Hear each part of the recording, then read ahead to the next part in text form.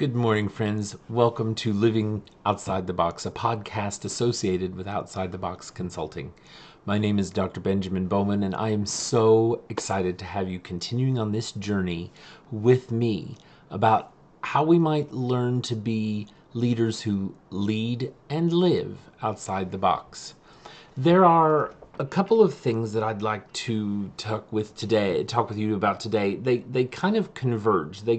They go together. So bear with me as we look at these two particular topics.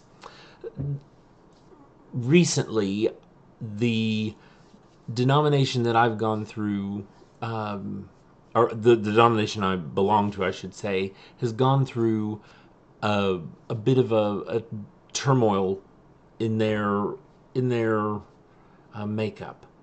We, the Global Methodist Church, have disaffiliated from the United Methodist Church over some issues that are at the core of what it means to be a Christian. I don't want to get into the issues. That's not what I'm getting into. What I want to share with you, because it's something that affects everyone, whether you're a leader in a religious organization or a non-religious organization, wherever you find yourself in the spectrum of leadership, this affects you. And that is the idea of change. For some people, the word change is a breath of fresh air. They hear the word change and they think, oh, something new, innovative, creative, and they can't wait for change. For others, the word change is like a four-letter word. It is something that strikes fear in the heart of people when they hear the word change, because they see traditions falling.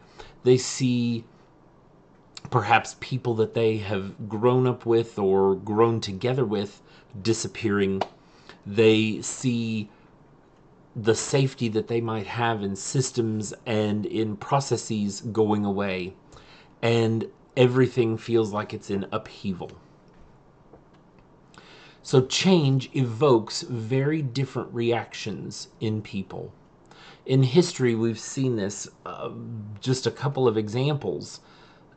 I remember growing up in the 1980s when Coca-Cola came out with New Coke.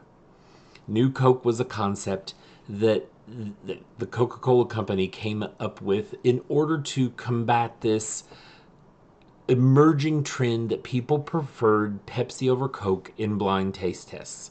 They felt like they needed to change things, not just maybe the taste of things, but the whole look of the brand.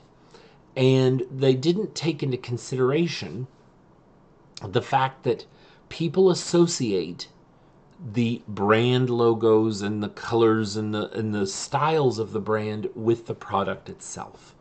And when you make a simple change in a logo or the name of something, at least something that might seem simple on paper, it can have a profound effect on your customers, your followers, whoever it might be. There are stories that are told that people that were avid collectors of Coke memorabilia began to get rid of their Coke memorabilia, the things that they had collected, when Coke changed to this concept of New Coke, because they felt like the Coca-Cola company had completely abandoned them in the change of the name and logo of the product. That is how powerful people take in change. That is how powerful change impacts us. There are other examples in history as well. Again, thinking about beverages. I don't know why my mind has gone to beverages this morning, but when I was in high school and early years of university, Pepsi came out with something called Clear Pepsi. I to this day, I cannot figure out the concept. But I'll tie it to this as well. Food in general.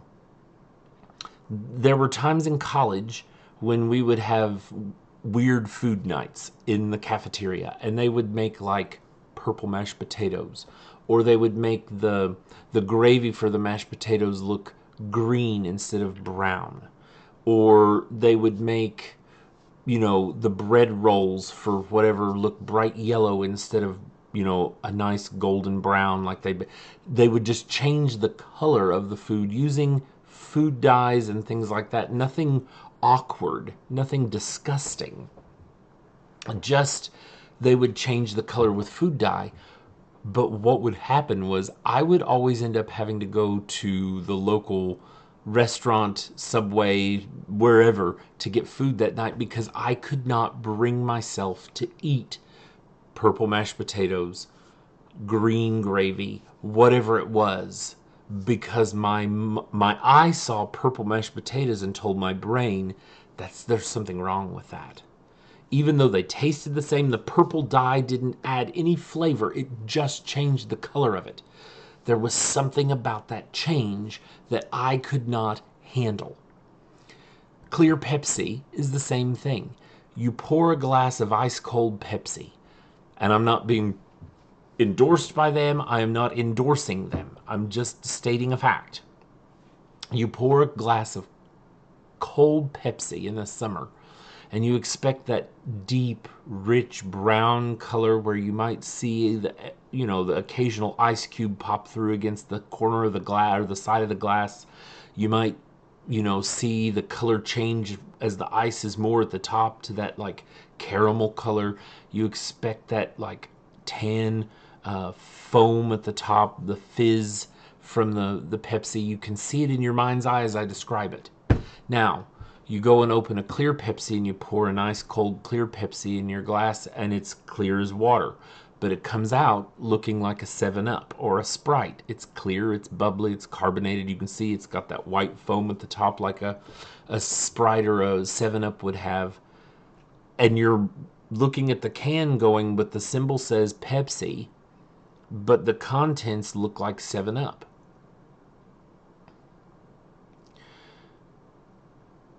I took the menu from school and said, "Oh, mashed potatoes," and I looked in the hotel pan there in the buffet line, and my mind said, "I don't know what that is. It's purple. That's not mashed potatoes." You see, change can have a profound impact on us.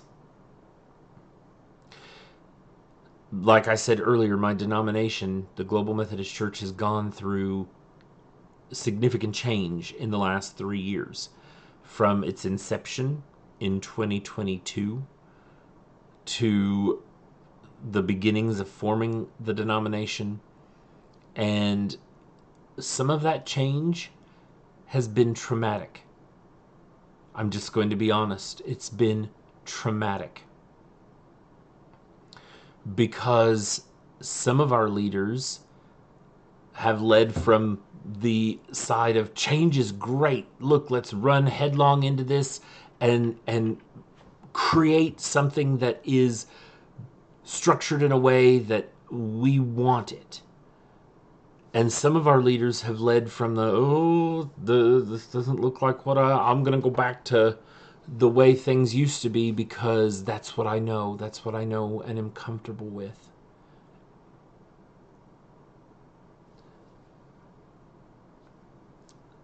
I'm not here to criticize either camp there. I'm just presenting the fact that some people have led with great gusto into the change and embraced it and encouraged others to embrace it, while others have led poorly by looking back to the way things used to be.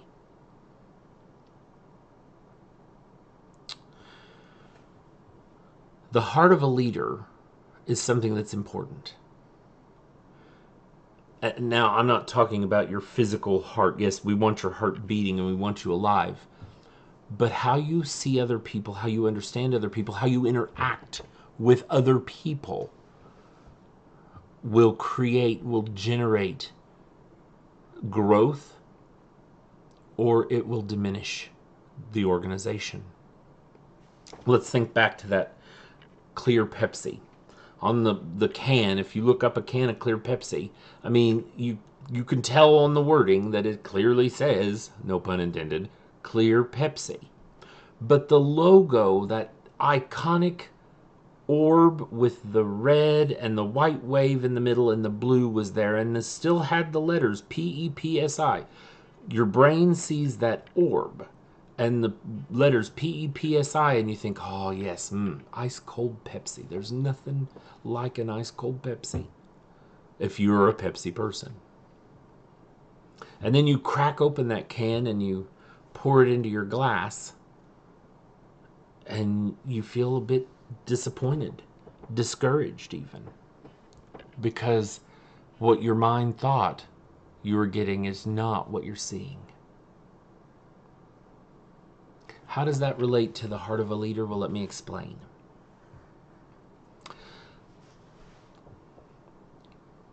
The heart of a leader, what is in his or her heart, will make its way to the surface eventually. There are lots of people out there who are leaders or aspiring leaders, and they look great. They say all the right things. They shake all the right hands. They know the right people. They know how to connect with people. They know how to connect people with each other. They know how to inspire. They can say things that will make you want to charge into battle with them. But when the going gets tough, when change happens, you will truly see the heart of the leader come to the surface. It'll be like cracking open that can of clear Pepsi and pouring it into the glass. What's truly inside will come out. Let me make this a little more clear. Again, no pun intended. I've worked with lots of leaders in my life, and there are leaders who, when things get tough, when there's pressure, when there's this or that or the other that's happening, their demeanor will change. They'll go from friendly, calm, cool, collected to frantic. Like that. The heart of a leader will come through in moments like that. We should strive as outside the box leaders to have a unified existence. That means that the way that we behave when things are calm, when it's smooth sailing, when everything is firing well and all the cogs are turning in the right direction, that demeanor should be the same demeanor that we have when there's a cog missing, or there is something that's not firing well, or there's conflict. We should not change our demeanor. Our heart should be the same in any situation. And our heart should be for the people that are following us, not for ourselves. Let me repeat that. An outside-the-box leader's heart should be for the people who are following them, not for himself or herself. Our heart can't be self-preserving. We cannot seek to preserve ourselves at the expense of those who are following us. Because when we do, our hearts change and people get hurt. We should strive to encourage, support, and lift up those who are following us, not preserve ourselves, lift ourselves up, make ourselves look good. That is the last thing an outside-the-box leader should do. Sadly, there are many leaders who do just that very thing. They want all the credit, or they want to look good, and so they will trample over people. They don't really care about the people who they shook hands with or got to know, because in the end, it's all about the individual. The heart needs to be the same every situation, not just when things are good. Back to the example of the Global Methodist Church disaffiliating from the United Methodist Church. The leaders who are leading from fear of change and going back to the ways of doing things that were horrible to begin with, and are some of the reasons that people left the United Methodist Church, it is because their heart is not in a unified state with where they are. They live in fear. When we live in fear, it's our heart pulling us back into the familiar. The leaders who are leading with gusto at the forefront of change, they have no fear. But their heart might be forgetting that there are people who are struggling with the trauma of change. When New Coke came out and people started getting rid of their Coca-Cola memorabilia, it wasn't because they were mad at the company. It was because they felt like the company forgot. They forgot who the individuals were, and they forgot who the company was. They forgot the roots, the history of the company. And if the company could so flippantly change, then what was the point of keeping the memorabilia? People who go through trauma, and it is traumatic. A change event is traumatic. Now, it may not be like the trauma that you immediately think of when you hear that word, like the loss of a loved one. But research shows that in our minds, in our brain, the chemical makeup of our brain responds the same way to an event of change like the death of a loved one, and an event of change like disaffiliating from the United Methodist Church and becoming a new denomination, or something as what seems simple like the rebranding of Coke to New Coke. The same chemical reactions happen in our brain. They're a trauma response. Things have changed. So, leaders on either end of the spectrum need to be cautious.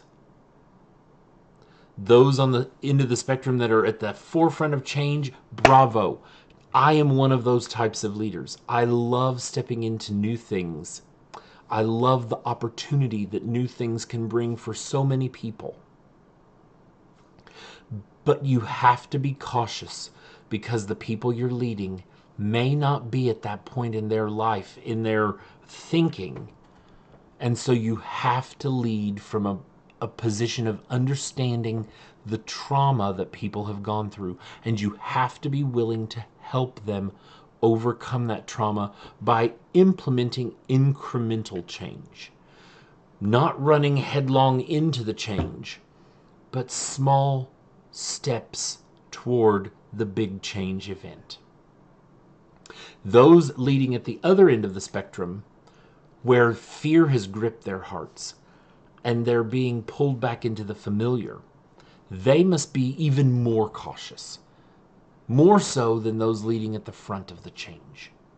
Because not only are the people who are in trauma that are following them seeing the fear in them, and that creates more trauma, but then they are teetering ever so precariously towards going back to the familiar and that which perhaps it was a huge step to take to get out of. They're leading people back into the proverbial wilderness. An outside-the-box leader finds a position in the middle that says, I'm going to be at the forefront of change. I'm going to be an innovator, a creative person who's going to help solve things and make things and renew things. But I'm going to understand that the people that I am leading may not respond to change the same way I do. And so I'm going to come alongside them, guide them, help them understand the change incrementally, to be a gentle guide and not a forceful individual for change. Change is good, but change is only great when everyone that you're leading comes along into that change with you. My encouragement to each one of us today is this: that we would choose to live in that middle space. I know people even this day that are leading from the position of fear. I know people that are even this day leading from that tip of the spear right in the heart of the change, ready to go. And I encourage everyone along that spectrum to find that middle ground. To say, you know what? Change is good, but it's only great when everyone understands it and comes along too. I need to understand those who I'm leading. I need to understand the people that I have a relationship with as a leader, and I need to be able to bring them along with me. Change is good. It's how you handle and manage the change, how you choose to lead in and through the change, that makes the difference. So my encouragement is, again, to find that middle ground. Don't be living in fear of change. Don't go back to the ways. Don't go worrying about what might come. But don't go so headlong into change that you forget to bring people with you, that you leave them wondering what this change is about.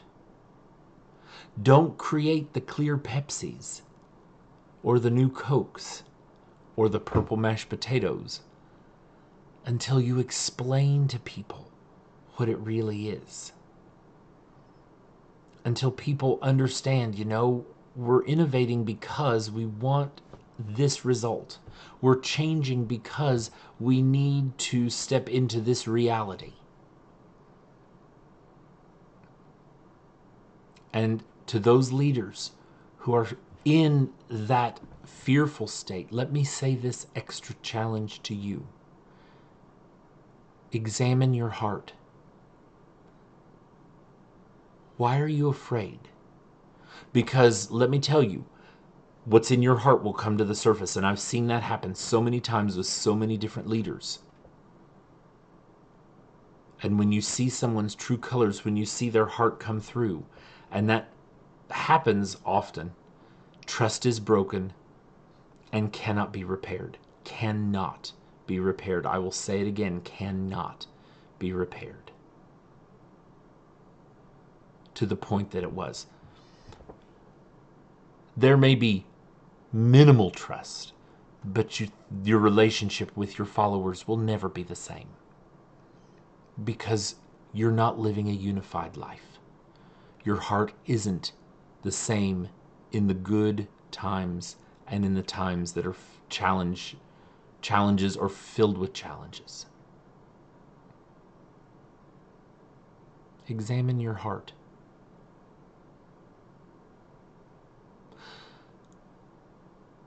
Let me leave you with this thought. If I handed you a can of Coca-Cola or Pepsi, to be fair, I'll say both, and said, this is the leader that you get, and you cracked it open, and out came clear, fizzy liquid, how would you feel? What would you think of me if I said, here's your leader, and it clearly said Coca-Cola or Pepsi on the outside, and you opened it up and there's something that you're not familiar with? Or how would you feel if I handed you that Coca-Cola can or the Pepsi can and said the very same thing, here's the leader you get, and you cracked it open and out came that dark brown, rich colored liquid with the caramel color near the ice line in the cup and the brown fizz, the tannish colored fizz at the top? I think in the first scenario you'd feel betrayed. And in the second scenario, you'd feel heard and cared for. As outside the box leaders, let's live in such a way that we hear and care for people. Let's live that unified life where what's in our heart comes through all the time. And to those leaders whose heart is coming through in a different way, today's your day. You can change. You can be transformed. That's the hope of being an outside the box leader. You can be transformed. The question is, will you? Will you? Thank you so much for joining me today. We will continue this journey, not just this topic, but the journey of learning what it means to lead and live outside the box as we go throughout this time together. My name is Dr. Benjamin Bowman, and I am so happy that you are joining me for this time together. Check out our website, www.outsidetheboxconsulting.org, for more information about how you might become an outside the box leader. Tune in again. Go to Spotify and YouTube. Click that subscribe button to be kept up to date on the newest episodes that come out for the Living Outside the Box podcast. Until next time, remember, I am here for you. I am cheering you on as you learn to lead and to live outside the box.